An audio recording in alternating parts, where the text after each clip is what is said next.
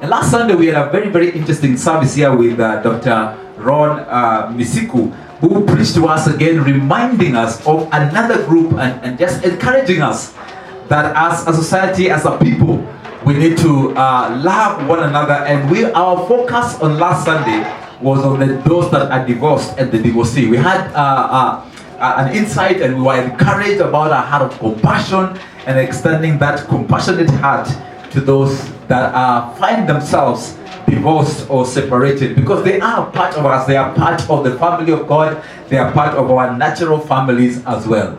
And so this morning our focus will be on those that are single. And the singles in the house say amen. Amen. Amen. And as we begin our time together, I want to just ask Grace to what question do we have for these single people?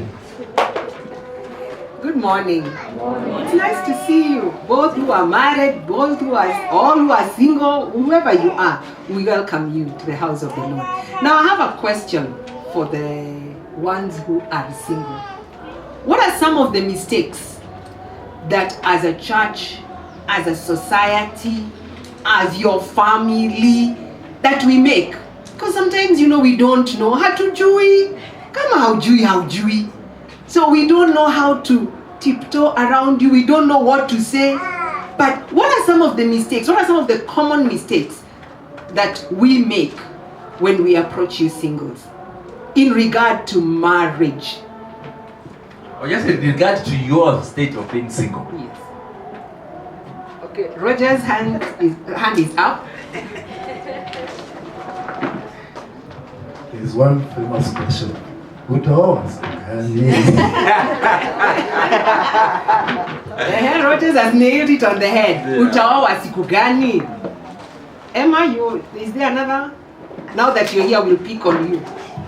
I think the society, the church thinks that these people are okay. So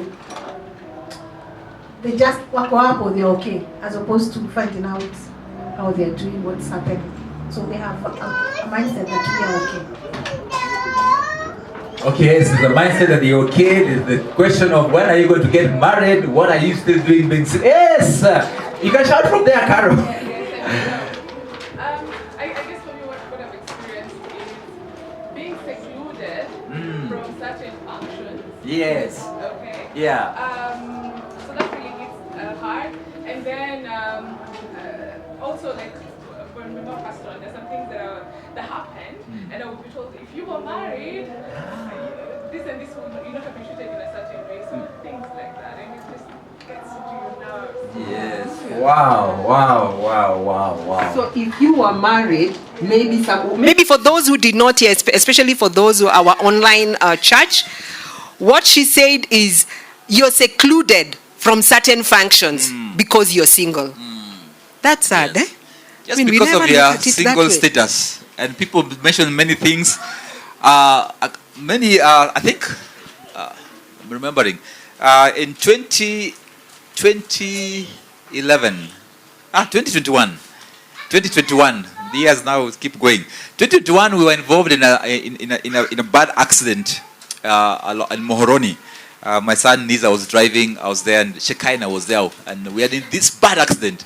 And so I remember as we were standing and, in the midst of everything passing, so there's this bus passing, going towards Kisumu. And the people there are looking and are saying, look at our Levi. Now, I'm hearing this from people passing in the bus. And they don't know what has befallen us. They are not even sympathetic or compassionate to this situation that we have found ourselves in. And so, church, and yes, Carol, thank you, Emma and Rogers, for just highlighting those things and many, many other things. We want to begin by asking for forgiveness. Yes. Because so often, like those people traveling the bus, we look at you and we say, now if you had been married, this would not have been happening. Why are you? What are you still doing? What are you doing with all your money? Those are some of the things that you ask as a single person. What are you doing with all that money? Yes. You need to get somebody to share that money with. Why are you not married? And see, we live in a society that expects us. It's a natural progression of life. At a particular age, you are expected to be in this stage. And so if that is not happening, then you are looked at in a very, very, very, in a bad way. And for most of us, come December is normally the most difficult time. That's it. Because the place where you need or expect to find acceptance is a very place that you experience the loneliness and you are reminded about your status. Is that true? And then as Carol has said also, in the church, where we are supposed to embrace and to be together and to minister grace and compassion, is the same place that singles feel left out. Nobody addressing their need, nobody even remembering what they go through. And so what are some of the challenges that single people go through? Before I go to the challenges, like what he mentioned, onlookers. You know, onlookers have so many comments. And so forgive us as onlookers. There are so many comments that we have made that have made you feel maybe like you're not good enough. You know, some of those, and those are some of the challenges. You're not good enough. You're not adequate. You know, it really plays around with your emotions. You know, you will never get married. You'd rather just have a baby with somebody. You know, so all these things play around in your mind. So I want to also still ask, what are some of the challenges that we go through? We've talked to a lot of singles, and one of the challenges that they go through is loneliness. Loneliness. You're there, especially during this Valentine. People make fun of you in the office and say, "Ala, hauna mtu, wacha nikupeleke. Angalau tu usikie ulikuwa Valentine." Someone comes and buys for you a flower. Of course, you didn't even ask them to. I remember when I was single, there are men who would bring flowers and put them on my, desktop. You know what? Near my desktop. And I would wonder, kwani? They think no one can buy for me flowers. It's like they are worrying you. And they just leave the flower there and then they go, so it's from anonymous. And you're getting so upset. You're getting so frustrated. There is that loneliness that creeps you. There are things that you see people do, married people do. And it's a fact. It's a reality. And you feel, oh my goodness, do they even understand that I am going through a lot of loneliness? There is pressure from the society, as he has said. You don't want to go home. That's a major, major, major challenge. You know, the one who is supposed to be next to you and telling you, my sister, my brother, now your siblings, they seclude themselves. They say, apana tunaenda kula nyama choma. Lakini so and so is going to be so lonely. Wachana na yeye. Wachana ana shughuli zake na masingles. You see, so you are labeled. You are even labeled. And that's a real challenge. It's a reality. It is here with us. And many, many other challenges that you singles know that you go through. But once again, I apologize on the onlookers. The ones who are spectators. The ones who do not know that you are in that field and you're the one who is trying to get the ball, and for those 90 minutes you've not even touched the ball. Yeah, and I think that there are challenges. You know, that these people we think that you don't want to get married. Yet you want to get married. Yes, we think that you don't want to make na si tumekata. Uko hapo. Lakini hawa jamaa wakuji. And then for us men, single men, in the family, when the budget is big, in fact, sometimes you don't be given most responsibilities. You don't have responsibilities. So why don't you do this? Because the people who are married are excused from certain responsibilities in the family, and everything is loaded on you. Last year I was talking to a young man. He's approaching 50. He's still single, and in fact, he really wanted to get married, but he was in a space where he was feeling that if I get married, who will take care of my parents? Because all his siblings who are married had abandoned their parents to him because he's single. And so now he's struggling. In fact, it opened my eyes to realize, wow, this is what we put single people through as families. Because now we have left all the mzigo on him, and he's feeling, I cannot move ahead because who is going to take care of my mother that I've been taking care of? And so a lot of responsibilities are weighed in on us as well as singles. But also singles go through, they have natural desires like we all have. Yes. And so it's a difficult moment, it's a challenge that they go through. And so maybe one more that I have is the time factor. For ladies, they feel, my goodness, time is gone. Will I ever give birth if I get married? At this age, the biological clock is ticking. And you're wondering, will I ever get? Because I don't want to just have a child with any other man. No, sorry. I don't want to have a child with anybody out there. I don't want to just go and drown myself somewhere. So will I ever get a child?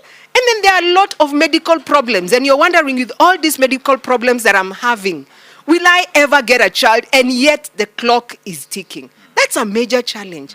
And it's a reality. Yes, and so there are many challenges, and some maybe you've not been able to mention today, but there are challenges that single people go through. But there are also some benefits that the singles have that we don't have who are married. And so today, allow me to bring this again. What does the scripture say about this? And Paul has a very elaborate thing that he says in the book of 1 Corinthians chapter 7. It's very, very interesting. In the book of 1 Corinthians chapter 7, Paul begins by addressing the marrieds. And he begins by addressing them in terms of giving of themselves to each other sexually. You know, in the church at Corinth, and in those days, just like today's, Grace and I have been privileged to minister in pastors' conferences and some other places. These believers in Corinth felt that being spiritual, you didn't have to have sex. So that's why he talks about them not denying each other as married couples, because they looked at it as part of not being spiritual. And many times we've been to pastors' conferences and pastors ask us, can these things happen before the service happens on Sunday morning? So it already tells you that their perception that they have of certain things is evil. Is that it's an evil thing. It's not being spiritual. And then Paul goes ahead, and so he tells them you cannot deny yourselves as a married couple. You need to give yourselves to one another. And then he goes ahead to address the area of divorce as we were helped to understand last week. And then now it comes to from verse 25, where I want to focus our attention on. From verse 25, he talks about now the benefits of singlehood. And I want to just bring them up from verse 25 of 1 Corinthians chapter 7. There are benefits. You know, sometimes we can look at the challenges and just be fixated or allow ourselves to be in that space where you are like you're missing out. And today I want to encourage us. You're not missing out. Life is happening. And it's happening to you. You know, life is full of paradox. You know, those people who are out there want to come in to get married. And I know many people, some people who are married who also want to get out.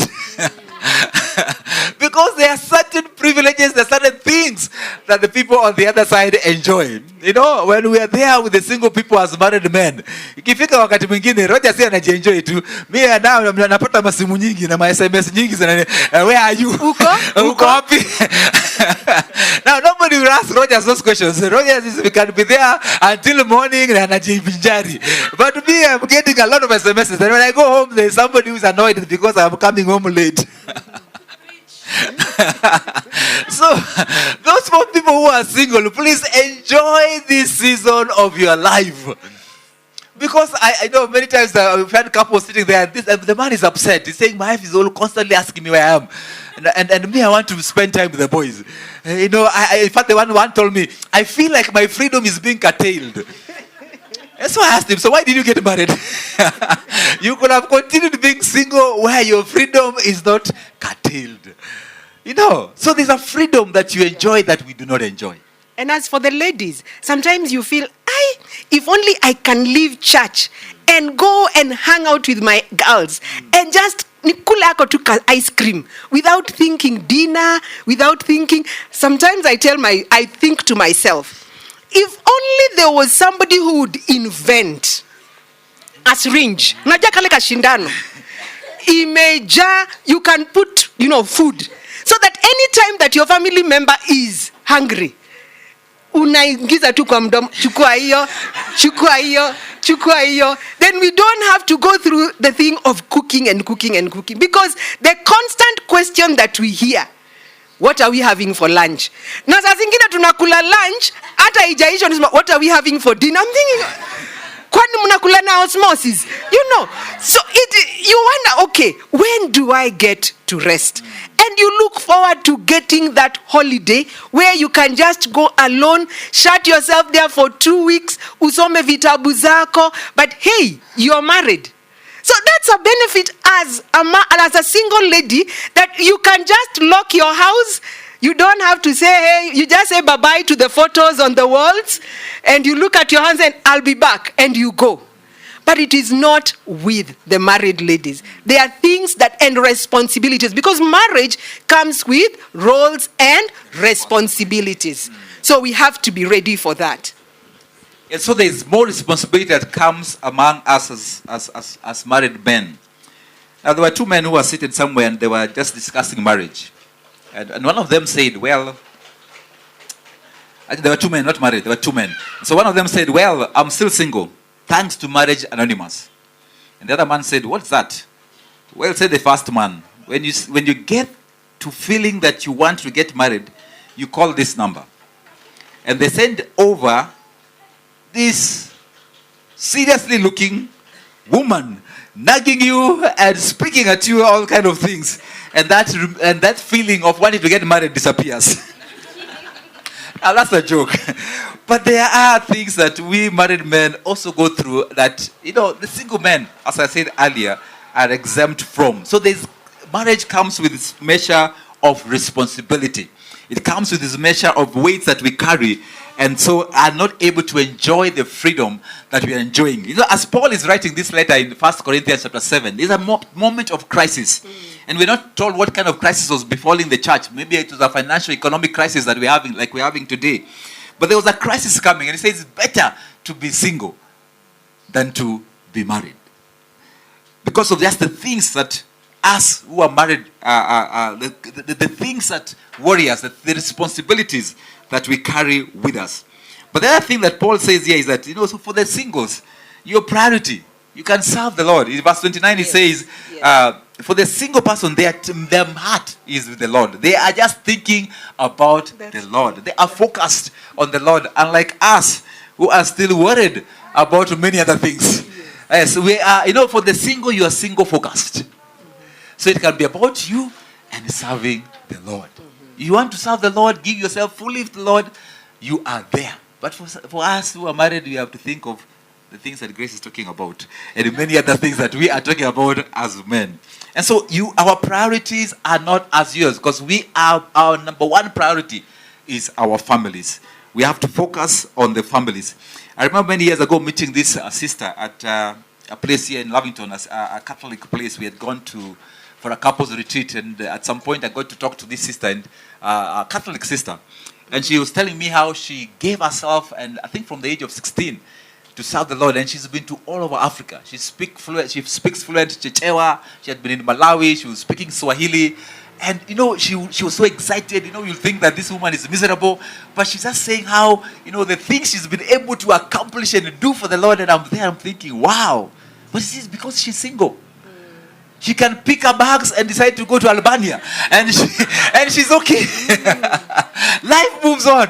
But for some of us, before we think of that, we are calculating many things. In fact, you'll be asking, so the Lord has told you to go. Yes. How come he hasn't told me to? He has informed you, but I am here as your wife. Yes. Unaenda Albania kufanya nini? Are you running away from the problems that we have? Yes. What is it that is taking you? Let me pray about it. And you take about 3 months still praying about Albania. Ule wa single alishaenda na akarudi. You're still there. Yes. And then thirdly, it says that in verses 32-35, I like that from that chapter 7, 1 Corinthians chapter 7, verses 32-35 says, I want you to be without concerns. An unmarried man, or lady in this case, is concerned about the things of the Lord. How he may or she may please the Lord. But a married man or woman, for that matter, is concerned about the things of the world. We are worldly. How he may please his wife and husband. And he is divided. He is divided. An unmarried woman or a virgin is concerned about the things of the Lord, so that she may be holy in body and in spirit. But a married woman is concerned, like Grace said, about the things of this world, how she may please her husband and her family. And so we carry a lot of concerns, as I said, as married people. Our hearts are divided over not just the Lord, your spouse, and if you have children, their children as well. But for the single person, it's about themselves and the Lord. And their focus is on the Lord. And there's nothing that, they don't have a lot of distractions like we who are married do have. You know, I'm thinking about investments. As a single lady or as a single man, you can invest and invest and invest. Nobody's going to ask you, why did you invest? Why are you making? All you need to do is to get a financial guru who will be able to sit down with you and say, right now, the stock is like this, stock market is like this, mwaga pesa hapa, ama mwaga pesa hapa. Can you imagine when it comes to the marriage? How? Ati nachukua pesa ninaenda kumwaga kwa stock market. You know, there is a lot of discussion that goes on here. And while you're discussing, there is a lot of conflict that comes also with it. Hautaki tuendelee mbele, you are not progressive, you are not, you know, there is a lot of things that, so before you sit down na mukubaliane.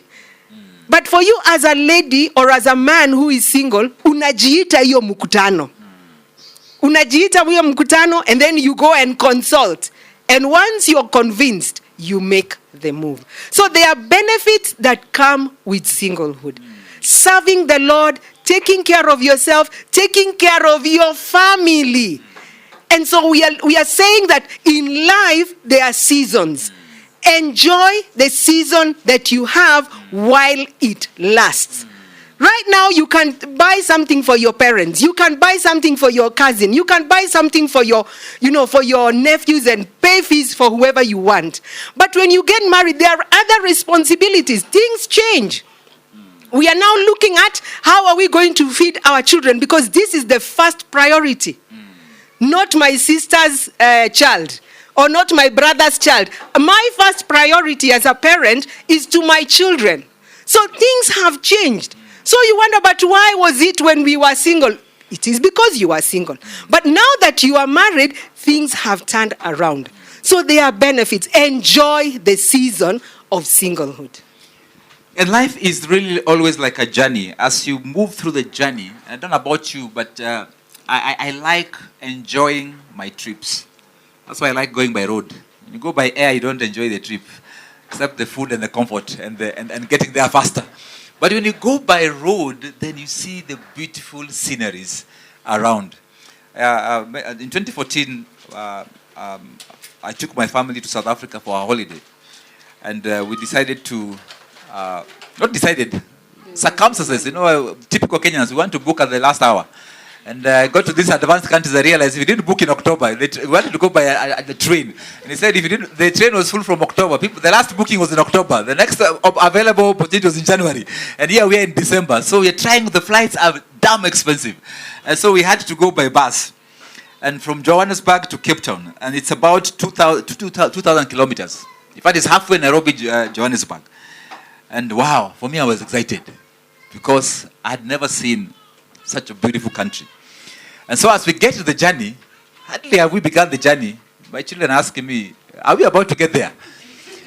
And every 2 or 3 hours they ask me, are we near? I said, relax guys, let's enjoy this trip.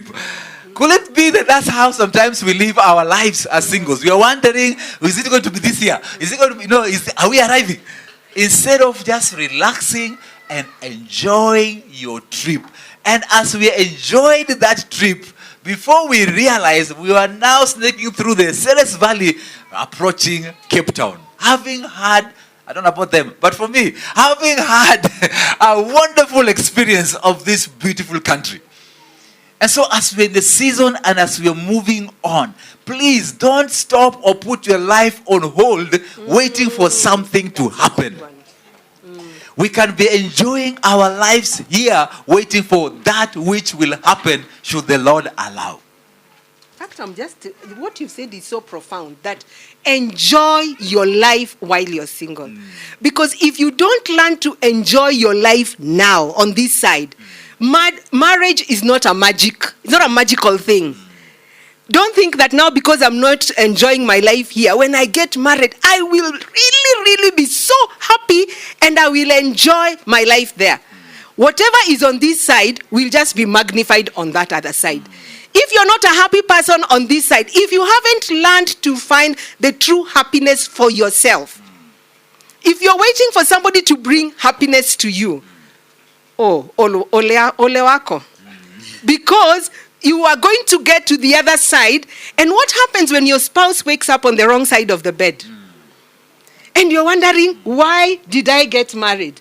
Why am I not enjoying this marriage? So what is on this side is magnified on the other side. Find happiness in you first before you even get married. And that means that we are complete in ourselves. We don't need to have somebody complete us. You are complete though you are single. Just like the married person is also complete. And so let nothing diminish or reduce your status in life. Your status doesn't define you. I love the song that we sang here earlier. I know who I am. Our identity is in Christ Jesus. It's not in whether we are married or not married. Yes. And I know many times, be it in our families, be it even in the church, people want to come and remind you of that fact. You're not married? As if it is something, or as if there is something that completes you. I want to encourage you this morning to know that you are complete even as a single person. And so as we bring this to a wrap, I want to ask us, and I want to ask you who are single, because we don't have all the solutions. How then can we be of support to you people? How then, so that we are not like those onlookers who are saying that, how can we be those who come, the well-wishers, those people who will stop their cars to come and to want to come and see? How can we help you? How can we get you out of this situation? Is there anything we can do for you? In spite of, even during that accident, there were those, yes, who were in those vehicles who were saying, but there was another drunkard who came from the bush and was utmost help to us. Because he's the one who called the taxi that came to pick us up. He made sure that all our things had been removed, and he's still stammering and staggering there. But he was of such great help to us, and made me just feel secure even in that space, because he was familiar with the place. In fact, he was told us the next place is here, the police station is this place. Don't worry, I'm calling somebody. In fact, he kept telling me, Pastor, don't worry, everything will be fine. And he was able to help us in that situation. And so as a church, we want to know, how then can we be a blessing to you as a single person? And maybe this question I can throw back to Emma, as I invite Emma and Rogers to come as we wrap this thing. And as Emma is coming, we want to let you singles know that you are loved of God. First and foremost, you are loved of God. John 1:12 says that as many as received him, he gave them the power to become children of God. You are a child of God, and you are loved of God. Romans 8:35 says that can anything ever separate you from the love of God? And 38 says, nothing, absolutely nothing will separate you from the love of God. So receive the acceptance of God. Receive the love of God. Know that God is thinking about you. Know that his attention is on you. Know that he affirms you. Whether you're single or you're married, he affirms you and says, you are my child. God loves you. And in Ephesians 1:6 it says that you are accepted in the beloved. Mm-hmm. You know something, guys? Jesus was single at 33 years old. And Paul the apostle, who wrote 2/3 of the New Testament, was single in his up to 70 and until he died. He was a single person. So it doesn't diminish who you are. It doesn't in any way negate who you are. It doesn't matter what society thinks. What matters most is what God thinks about you. He knows your situation. He knows where you are at. He knows why even you are in that stage of your life. And he knows the plans that he has for you. And because of that, never walk alone. My husband is a Liverpool fan. And their slogan is never walk alone. As a single person, do not walk alone. You may be alone, but not lonely. You may be, yes. So find people who will rally around you. People who are like-minded. People who will lift you up, not people who will bring you down.